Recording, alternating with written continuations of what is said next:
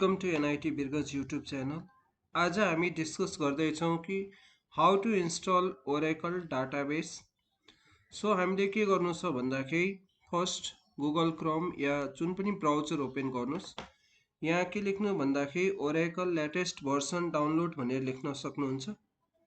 यो लेखिसकेपछि तपाईँको यो साइट आउँछ www.oracle.com। यसमा जानु होला। यहाँ गइसकेपछि हामीले डिफ्रेन्ट भर्सन अफ हैन ओरेकल डाटाबेसको भर्सनहरू हेर्न सक्छौँ। यहाँ डिफ्रेन्ट अपरेटिङ सिस्टमको लागि पनि दिइरहेछ, जस्ट लाइक सोलारिस भयो, लिनक्स भयो। हामीले माइक्रोसफ्ट विन्डोज चाहिन्छ, सो हामीले माइक्रोसफ्ट विन्डोजको जिप फाइललाई यहाँबाट डाउनलोड गर्न सक्छौँ। यहाँ हरेक भर्सन देखिरहेछ जुन तपाईँलाई लाग्छ, वा एक्सप्रेस एडिसन चाहिन्छ भने यहाँ क्लिक गरेर यहाँबाट हामीले डाउनलोड गर्न सक्छौँ।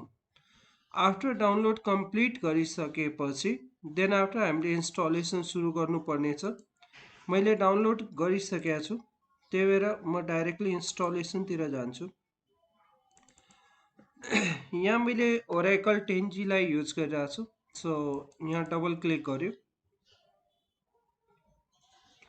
त्यसपछि क्लिक अन एस।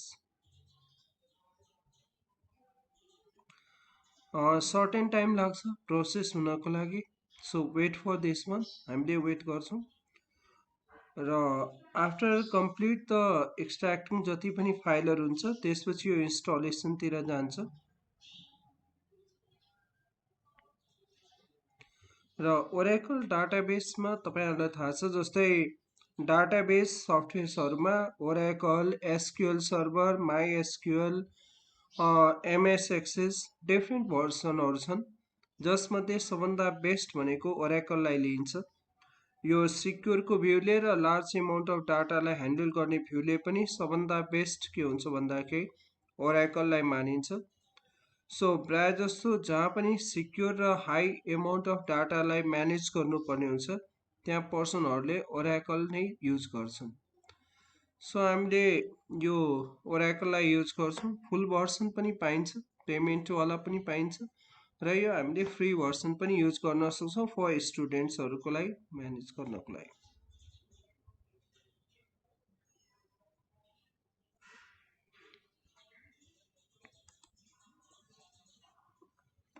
सो यहाँ हेर्नु, क्लिक अन नेक्स्ट गर्नुहोस्।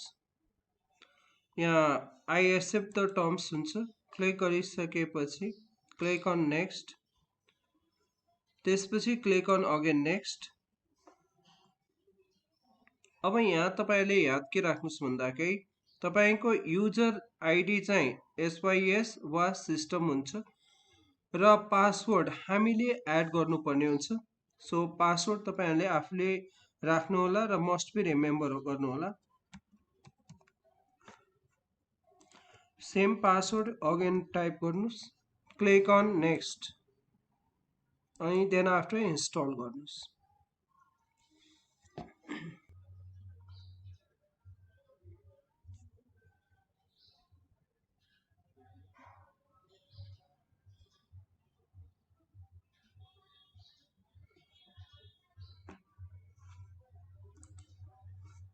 नाउ फिनिश भइसकेको छ, फिनिश गरिदिनुहोस्। यति सकिसकेपछि तपाईँहरू के गर्नु होला भन्दाखेरि स्टार्टमा जानु होला र यहाँबाट गएर पनि ओपन गर्न सक्नुहुन्छ। फर्स्ट टाइम त यो डाइरेक्टली नै ओपन गर्छ, यसरी आउँछ।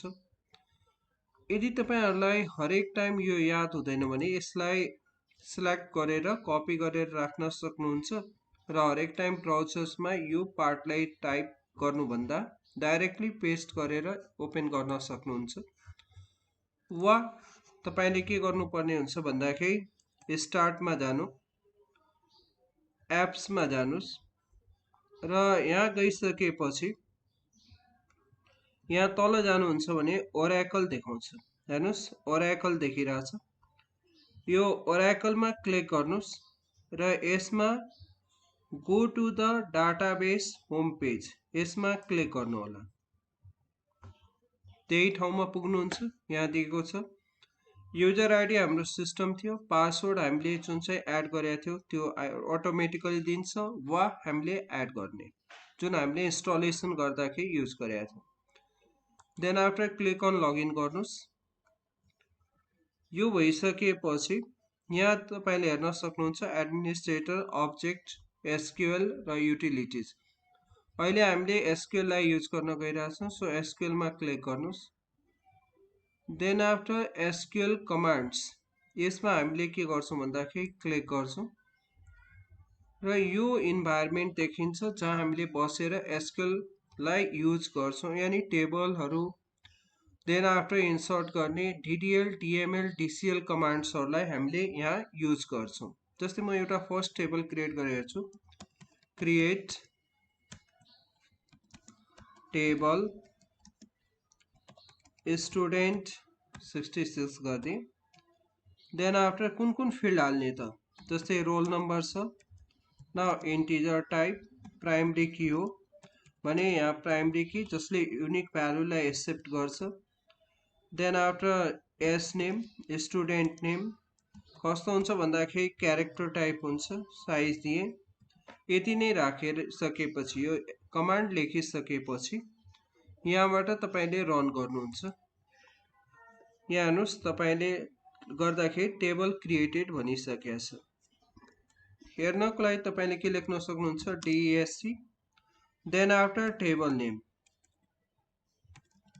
टेबल नेम दिइसकेपछि अब हेर्नुस् यहाँ मल्टिपल कमान्ड्सहरु छ, सो रन नगर्नु होला। एउटा कमान्डलाई सिलेक्ट गरेर देन आफ्टर रन गरेर हेर्न सक्नुहुन्छ।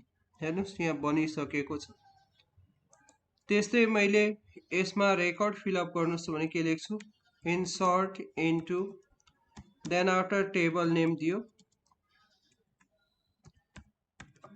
अनि त्यसपछि भ्यालुज फिलअप गरौँ। जस्तै रोल नम्बर 1 गरिदिए, नेम एड गरे र यसलाई हामीले सिलेक्ट गरेर रन गर्छौं। सो हेर्नुस् रेकर्ड 1 इन्सर्टेड भइसकेको छ। त्यस्तै म यसैमा रेकर्ड चेन्ज गरेर अर्को रेकर्ड एड गरेर हेर्छु। यहाँ रेकर्ड रन गरिहाल्नुस्। भइसकेपछि अब यसलाई हेर्ने कसरी हुँदो रहेछ भन्दाखेरि select asterisk from table name र यसलाई सिलेक्ट गरेर हामी रन गर्छौं। हेर्नुस् सो अप भइरहेछ। सो यसरी हामीले ओरेकल इन्स्टल गर्ने र ओरेकल इन्स्टल गरिसकेपछि यसमा हामीले एसक्यूएल कमान्ड्सलाई कसरी युज गर्छौं त्यो कुरालाई हामीले यहाँ हेर्यौं। सो यसरी हामी पछि DDL, DML को बारेमा पनि सिक्छौं। सो आजको लागि यति। Thank you.